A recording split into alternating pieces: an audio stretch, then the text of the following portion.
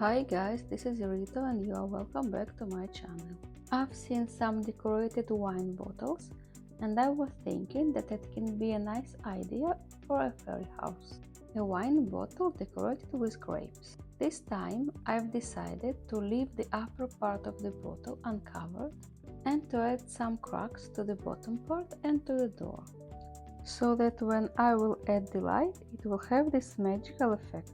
In the near future, I plan to create some fairy gardens. I already have a lot of houses, some fences and some stoves. You can find tutorials for all those on my channel. If you love what I do, please consider to subscribe. Gaining new friends always brings inspiration. This is the short version of this video. If you prefer a little